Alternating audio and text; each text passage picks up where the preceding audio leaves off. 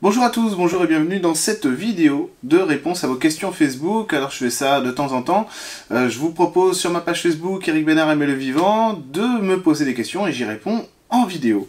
Donc je vous dis ça, comme ça abonnez-vous à la chaîne et abonnez-vous à ma page Facebook, comme ça je pourrai répondre à vos questions en vidéo. Alors on commence tout de suite par une question de Anissa Boumgar qui nous dit: coucou Eric, juste un conseil de mes guides et un de ceux que je n'entends pas, merci. Alors voici ton conseil Anissa, toi c'est te concentrer plus sur l'essentiel parce que tu as l'air d'être dans l'évasion en ce moment, plutôt du côté sentimental, etc. Oui, il y a un pouvoir de direction à récupérer pour que ta vie se structure mieux que ça. Tout simplement, là c'est juste une histoire de récupérer un petit peu ta lucidité pour prendre les choix les meilleurs. Il y a quelque chose comme ça. Fais voir, a priori c'est bon. Non, a priori c'est bon. A priori c'est bon, tu arrives à le faire à moitié. Tu arrives à le faire à moitié. Voilà, mais avoir de la lucidité sur ta vie en général. Pas trop laisser traîner les décisions et les choix. Voilà, te faire confiance, mais toujours dans la lucidité. Je crois que c'est vraiment ça, c'est la lucidité. Alors, Negette, elle nous dit: petit message sur ce nouveau projet pro. Alors, qu'est-ce que t'as, Negette, sur côté pro? C'est quoi? C'est être fidèle à toi-même. C'est être fidèle à tes aspirations, te pas tromper de chemin. Donc pas aller trop vite en besogne, à être posé dans tes choix, tes décisions. Sinon c'est les bons choix, les choix ont l'air corrects. C'est juste il va falloir que tu assumes, c'est tout. Negette, ça devrait être bon. Nicolas Bochereau qui dit: salut Eric, que penser de l'influence des astres? Ah, ça c'est intéressant ça. L'astrologie, donc, et oui, je découvre les questions en même temps que vous, pour avoir la surprise. L'influence des astres, y a-t-il un moment plus favorable que d'autres pour nos projets pro, amour, social? Y a-t-il des moments où ce n'est vraiment pas le moment? Merci pour ce live, enfin pour ces questions. Alors, que penser des influences des astres? Alors moi déjà, je considère que c'est tout à fait normal, enfin que oui, effectivement, oui, les astres ils agissent sur nos vies, ça c'est sûr, et qu'il y a des moments énergétiques qui sont plus propices que d'autres. Et bien tout simplement après, à partir du moment où nous on est bien centré sur ce qu'on construit, peu importe l'influence extérieure, si nous notre intérieur il est bien centré, il est bien déterminé, tout est réalisable. Il y a des gens qui ont réalisé des choses dans des moments qui étaient très compliqués, humainement parlant, que ce soit la guerre, etc. Enfin des choses très très compliquées, même personnelles, sentimentales, etc. Et pourtant on arrive à se réaliser. Donc en fait, à chaque fois que c'est le moment d'ouvrir la porte, de toute façon la porte va s'ouvrir, le chemin va se tracer. Donc ça là-dessus, il n'y a pas de souci. Et après, il faut avoir conscience qu'effectivement les astres en général, hein, peu importe lesquels, mais les astres effectivement agissent sur nos vies et nous on agit avec eux sans se sentir prisonnier, c'est-à-dire de l'effet un peu boule de neige où on aurait juste à attendre que l'extérieur fasse des choix pour nous et nous on subit ça. Parce que ça c'est pas vrai. En réalité, l'intérieur et l'extérieur c'est un relationnel, c'est un partage, et donc l'un joue avec l'autre, l'autre joue avec l'un. Hein, d'accord, donc c'est toujours un jeu de questions-réponses, d'offres et de demandes, si j'ose dire. Donc à partir du moment où on se centre aussi sur notre capacité à construire, etc., bah, de toute façon l'extérieur n'est plus un obstacle. Mais il peut aussi, dans le sens positif du terme, s'agir d'agir à un moment plus propice pour que ça marche bien. Et là oui, mais à partir du moment où nous on est vraiment bien alignés sur ce qu'on construit, sur ce qu'on fait, en général l'extérieur ne bloque pas et nous encourage. Il y aura toujours un bon moment pour repousser quelque chose par exemple, mais il faut avoir le courage parfois aussi de se positionner. Il faut aussi avoir le courage d'attendre effectivement un moment plus propice pour construire quelque chose ou ouvrir une porte. Alors Yovaina, même question que sur ta page perso. Bonsoir Eric, j'aimerais un éclairage pour progresser davantage actuellement. J'aimerais m'illuminer davantage, activer plus mon centre solaire, etc. Merci à toi. Alors, Lionel, Yovaina, qu'est-ce que tu peux faire toi? Alors, comment je vais t'expliquer ça? En fait, il faut que tu arrives à trouver un juste milieu, Lionel, Yovaina, entre le côté suiveur et le côté leader. Donc on a tous un côté suiveur, un côté leader. Il y a des gens qui ont des polarités de leader très très fortes, et des gens qui ont des polarités de suiveur très très fortes. Alors des fois, quand on est trop dans le leader, il faut redevenir un peu suiveur, c'est-à-dire accepter de tolérer les autres, etc.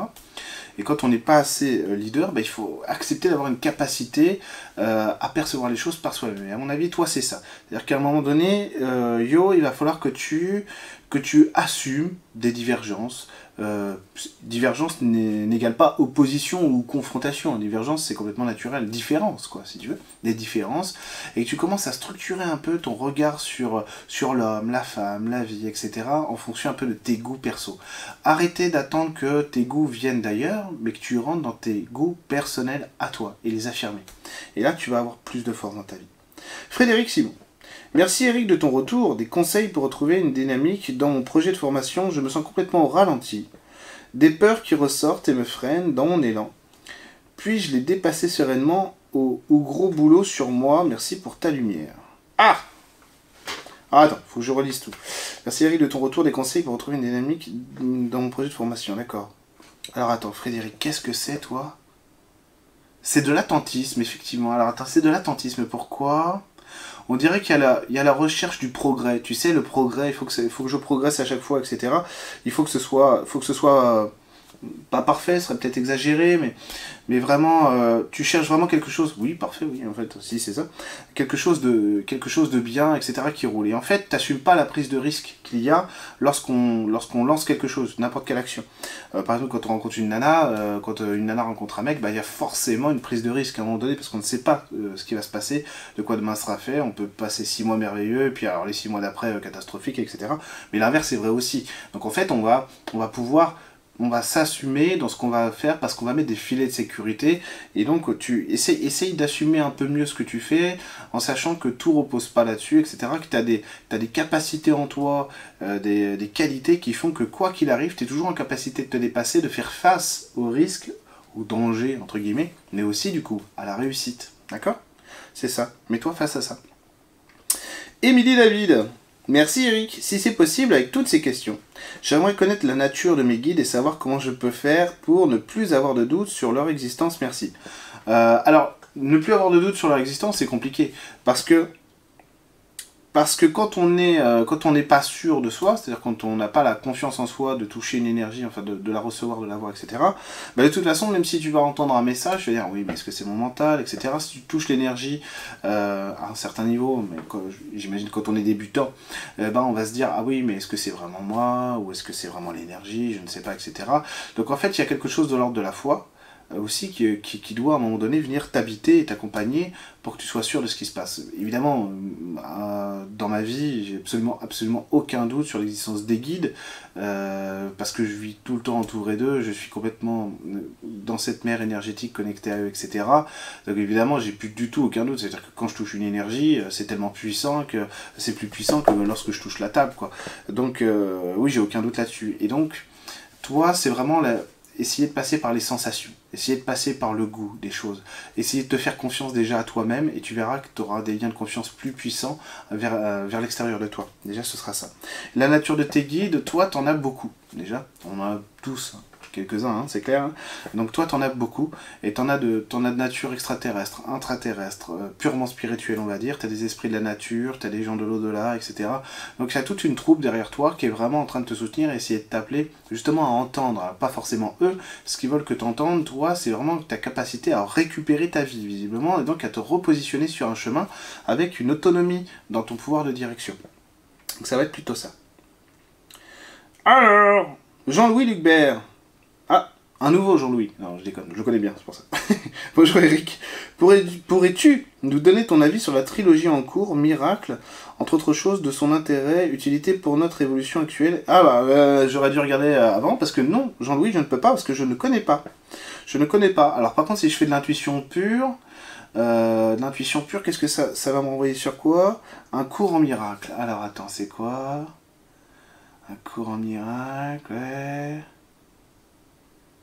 Il y a un côté qui est pas mal, hein. Dans l'innovation, il y a de l'innovation, et faire répandre, a priori ça se répand bien.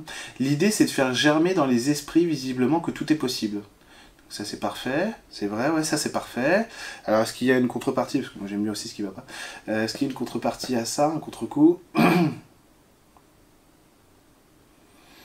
Non, la substance est bonne, a priori. Et après c'est quoi? C'est la mise en application qui est plus compliquée visiblement. C'est la mise en application qui est plus compliquée, donc c'est quoi? C'est qu'il faut savoir que ça suffira pas, a priori. Ça suffira pas, par contre, pour faire germer des choses et de la lumière chez les gens, a priori, c'est très bien. Ça commence pas mal.